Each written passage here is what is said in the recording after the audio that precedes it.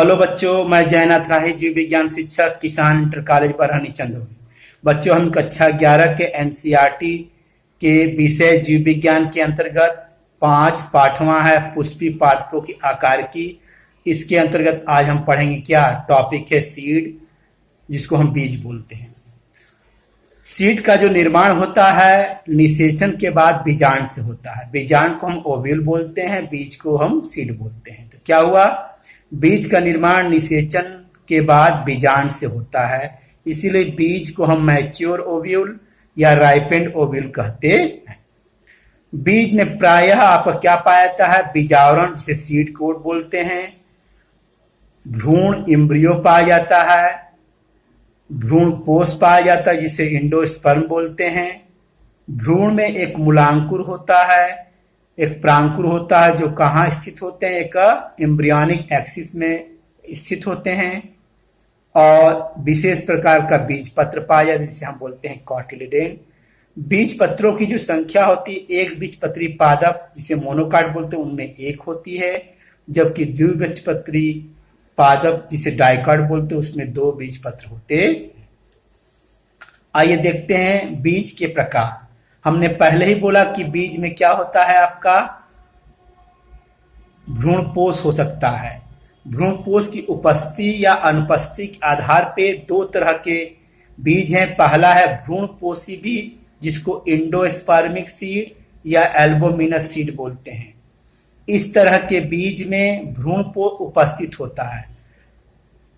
इस तरह के बीज में भ्रूणपोष अंकुरण के समय तक उपस्थित होता है। इस तरह के भ्रूणपोष भोजन का संचय करते हैं तथा इस तरह के बीज में बीज पत्र जिसे कॉटिलिडेन बोलते हैं वो पतला हो जाता है। एग्जाम्पल में अरंडी है, सभी एक बीजपत्री बीज जैसे गेहूं मक्का है। लेकिन एक आर्किड है, उसके अंदर क्या होता है, बीज भ्रूणपोष नहीं पाया जाता है। दूसरा है अभ्रूणपोषी बीज जिसको नॉन एंडोस्पर्मिक सीड बोलते हैं या नॉन एल्बोमिनस सीड बोलते हैं।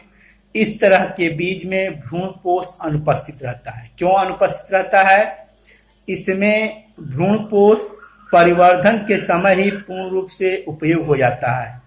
इसीलिए ऐसे बीज में बीज पत्र मोटे हो जाते हैं और भोजन संचय का कार्य करते हैं।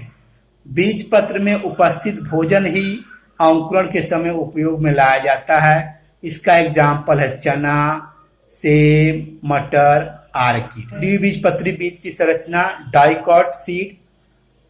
डाइकॉट सीड में जो पहली जो संरचना होती है बीजावरण होता है जिसको हम बोलते हैं सीड कोट। यह बाहरी परत होता है, कवच का काम करता है।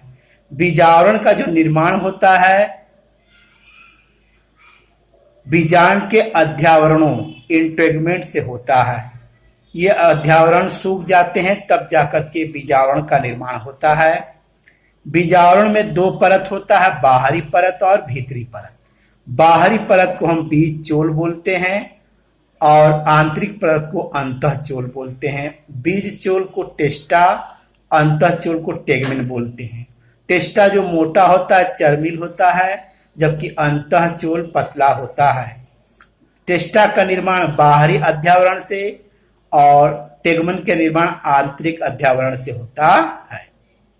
बीजावरण का क्या कार्य है, बीज के अंदर स्थित कोमल भ्रूण एवं भीतरी भागों की रक्षा करना होता है। अब दूसरी संरचना देखते हैं नाभिका हाइलम। बीज चोल जो टेस्टा कहलाता है की सतह पर एक छोटा सा चिन्ह उभार होता है जिसका नाम है नाभिका। नाभिका के द्वारा ही बीज फल भित्ति से जुड़ा रहता है। अगली संरचना है बीजांड द्वार, अंड द्वार इसे कहते हैं या माइक्रोपाइल। प्रत्येक बीज में नाभिका के ऊपर एक छिद्र पाया जाता है जिसे हम बोलते हैं बीजांड द्वार कहते हैं। कुछ बीजों में नाभिका के पीछे एक रेखा होती है जिसे संधि रेखा या रैफी कहते हैं, जैसे चना में पाया जाता है। अब अगला संरचना है भ्रूण।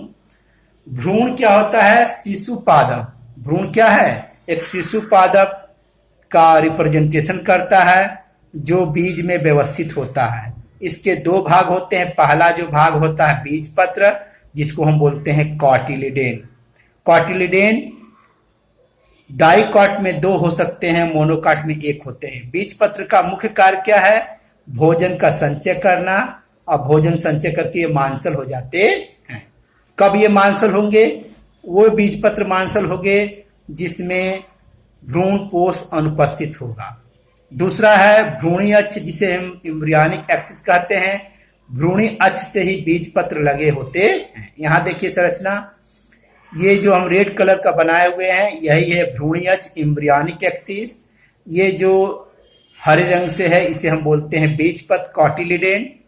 ये एम्ब्रियोनिक अक्ष है। बीज एम्ब्रियोनिक भ्रूणी अक्ष का वह भाग जो बीजपत्र के ऊपर है उसे हम बोलते हैं बीज पत्रोपारिक, इंग्लिश में बोलते हैं एपिकॉटिल, जो आगे जाकर क्या होता है? प्रांकुर प्लूम्यूल बनाता है। और बीजांड बीजपत्र के नीचे का भाग, भ्रूणी अक्ष का वह भाग जो बीजपत्र के नीचे है उसे बीजांडा बीजपत्राधार कहते हैं, हाइपोकॉटिल। इसके आगे का भाग क्या कहलाता है? मूलांकुर रेडिकल कहलाता है। जो अब देखते हैं अगला संरचना, भ्रूणपोष। भ्रूणपोष द्वितीय निषेचन के बाद बनता है। यह उपस्थित भी हो सकता है, अनुपस्थित भी हो सकता है। इसका विवरण हम पहले दे चुके हैं।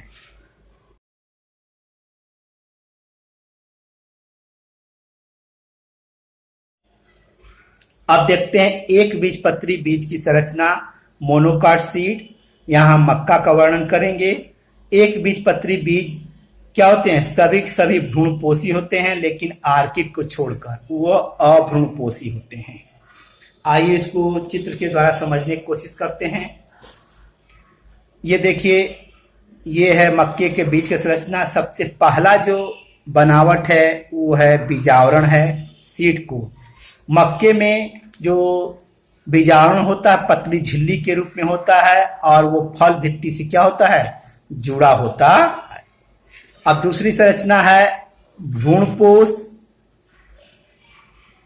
भ्रूणपोष में क्या होता है? भोजन संचय रहता है। इसमें मक्के में स्टार्च, मंड का संचय होता है, इसीलिए वो सफेद और पीले रंग का हो जाता है।